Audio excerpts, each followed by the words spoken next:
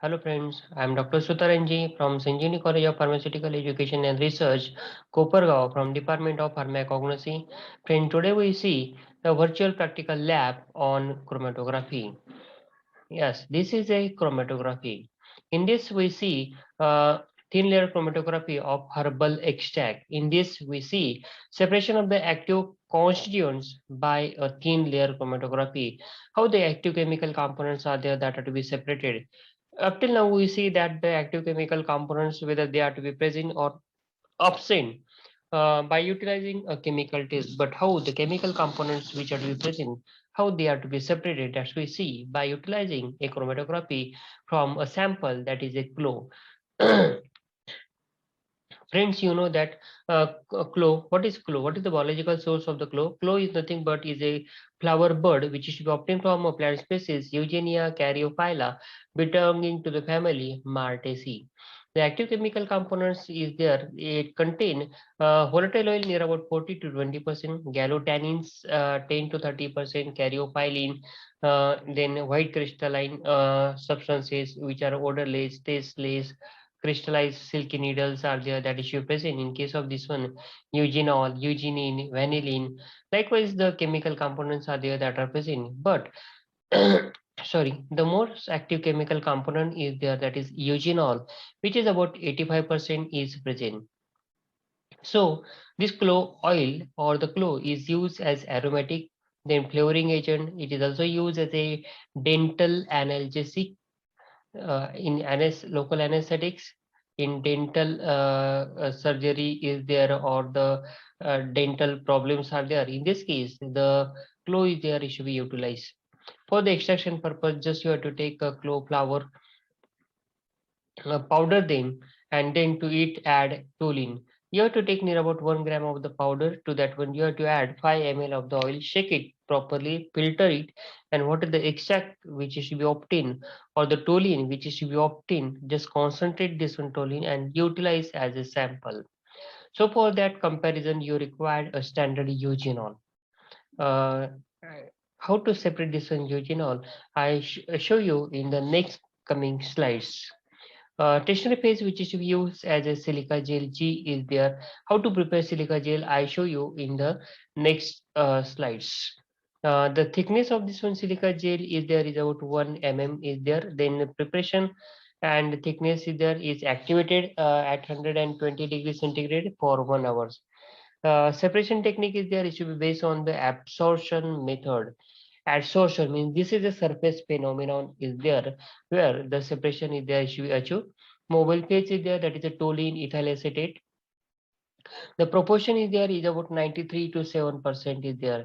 Amount of the sample applied is there is about 10 microliter of quantity of the sample is there should be applied.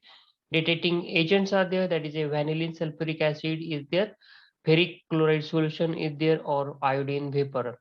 These are by this way the detection is carried out.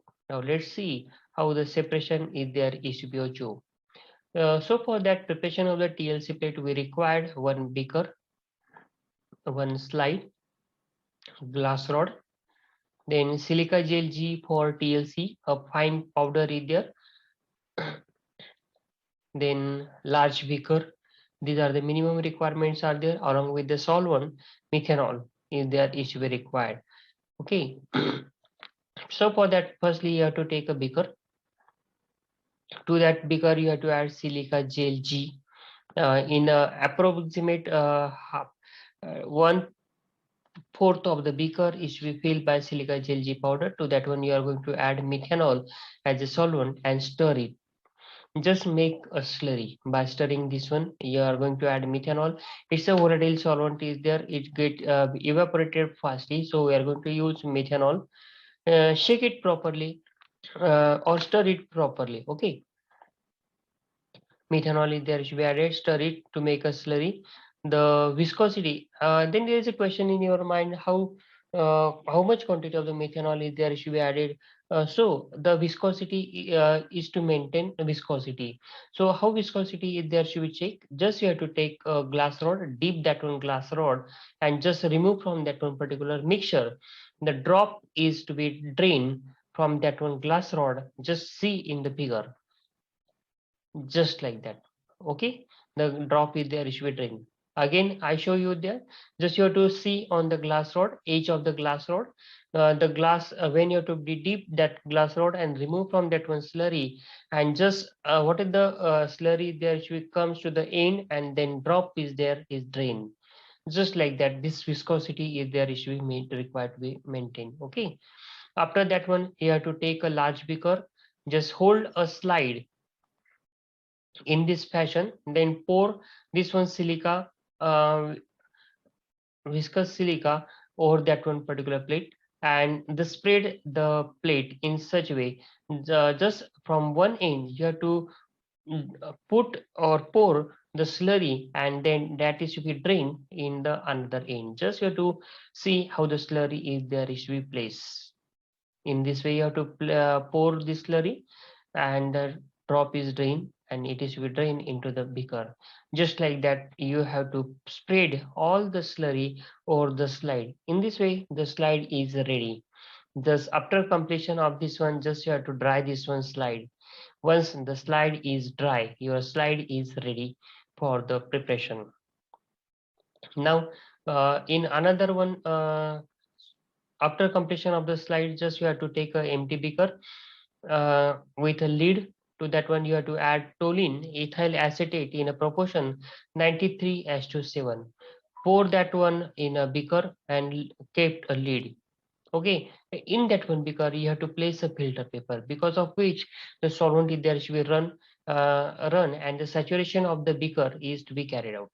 It takes near about 10 to 20 minutes, depends on the volume.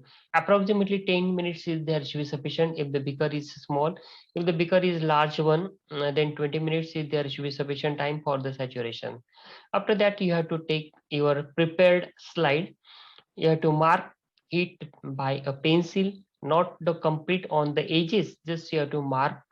Then you have to apply a spot by utilizing a fine capillary.